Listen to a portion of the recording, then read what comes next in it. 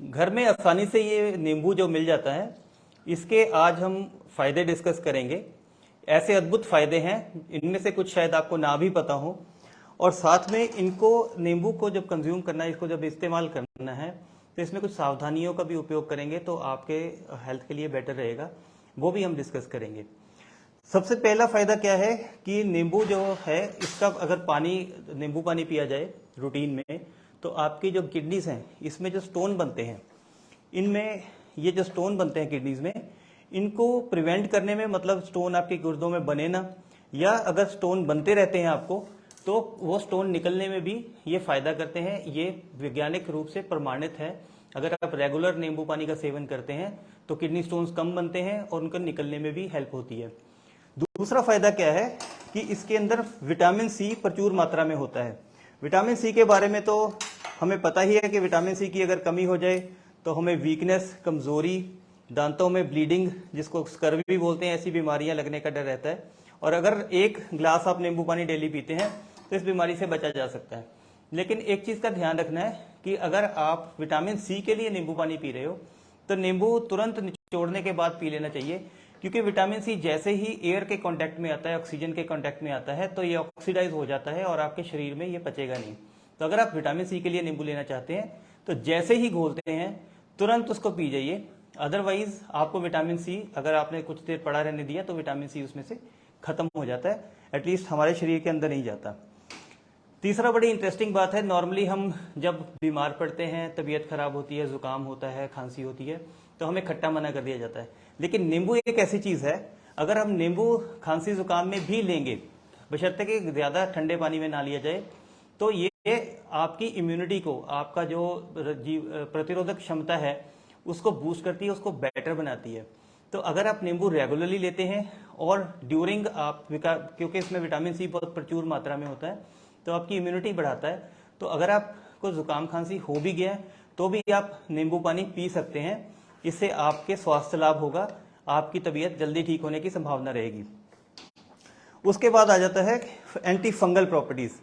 अगर आपके शरीर में किसी भाग में फंगल इन्फेक्शन है, फंगल इन्फेक्शन आमतौर पे गर्मियों में, बरसातों में हो जाती है, तो हल्के, मैं ये नहीं कहता कि बहुत ज्यादा बढ़ी हुई बीमारी के लिए, लेकिन हल्की फंगल इन्फेक्शन के लिए इस तरीके से आप थोड़ा सा नींबू रगड़ दें उस पोर्शन के ऊपर और दिन में 3 बार ये प्रक्रिया दोहराएं, तो कुछ ही दिनों में आपकी वो फंगल इन्फेक्शन वहां से खत्म हो जाएगी, क्योंकि ये फंगस को समाप्त करता है।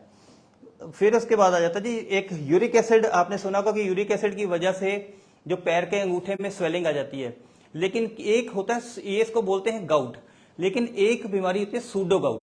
गाउट में क्या होता है, यूरिक एसिड के जो क्रिस्टल होते हैं, जो उसके खून में जो क्रिस्टल होते हैं, वो छोटे जोड़ों में फंस जाते हैं और स्वेलिंग कर देते हैं। लेकिन सूडो गाउट में क्या होता है, यूरिक एसिड आपका नहीं बढ़ा होता, यूरिक एसिड नॉर्मल होता है, लेकिन फिर भी पैर के अंगूठे में स्वेलिंग आ जाती है। इसका क्या होता है कि इसमें जो है ऑक्सलेट क्रिस्टल्स यहाँ पे फंस जाते हैं, और ये वाले क्रिस्टल्स जो हैं, इनको डिसॉल्व करने में नींबू पानी बहुत अच्छा काम करता है। अगर आप रेगुलर नींबू पानी पीते हैं तो आपको सूडो गाउट कभी नहीं होगा। अगर सूडो गाउट हो भी गया, सूडो गाउट की क्या पहचान रहेगी, आपके पैर में अंगूठे में स्वेलिंग आई, लेकिन आपने यूरिक एसिड टेस्ट कराया तो वो नॉर्मल था, डॉक्टर फिर भी यूरिक एसिड की दवाई दे देते हैं क्योंकि कुछ और समझ में नहीं आता। तो आप साथ में अगर नींबू पानी ऐड करेंगे तो आपकी ये प्रॉब्लम जो है वो जल्दी ठीक होने की संभावना रहेगी।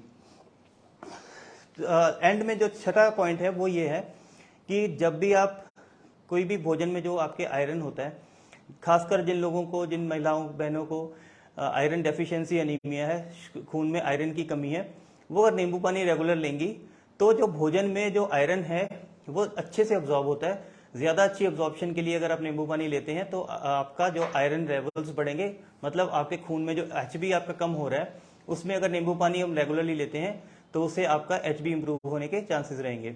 अब किन किन सावधानियों का इस्तेमाल करना है वो भी देखिए। सबसे पहला तो ये ध्यान रखिए कि आपने खाना लेने से तुरंत पहले नींबू पानी कभी नहीं पीना।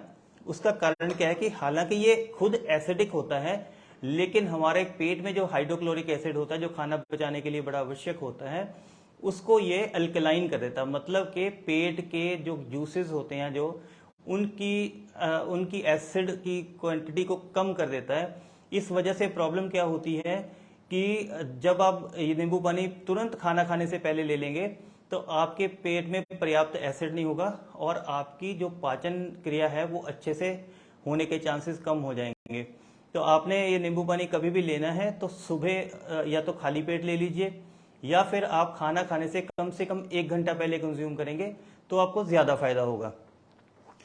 दूसरा जो है लेमन जूस जब भी आपने पीना है, अगर आपके दांत खराब रहते हैं तो या आपके दांत सेंसिटिव हैं तो आपको हमेशा स्ट्रॉ के साथ पीना चाहिए।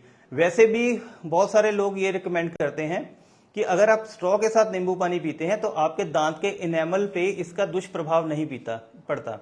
तो हो सके तो आप स्ट्रॉ के साथ नींबू पानी पिया करें, डायरेक्ट ना पिया करेंगे, ताकि आपके दांतों के कम से कम संपर्क में आए। और तीसरा, अगर आपके पेट में अल्सर है या गैस्ट्राइटिस है, गैस्ट्राइटिस आपको आराम से पता लग जाएगा खाना खाते ही। अगर आपको यहाँ पे जलन या दर्द रहता है या इस एरिया में छाती के बीचों बीच जलन होने लग जाती है, इसका मतलब आपको गैस्ट्राइटिस की समस्या है। गैस्ट्राइटिस की समस्या में भी आप कुछ दिन के लिए नींबू पानी अवॉइड करें जब तक कि आपकी वो प्रॉब्लम ठीक ना हो जाए। ये अगर वीडियो आपको अच्छा लगा हो तो आप इसको ज़रूर अपने मित्रों के साथ शेयर कर सकते हैं। मुझे किसी भी समस्या के लिए संपर्क करना हो तो इस नंबर पे आप व्हाट्सएप करके मेरे से अपॉइंटमेंट ले सकते हैं। वीडियो देखने के लिए धन्यवाद।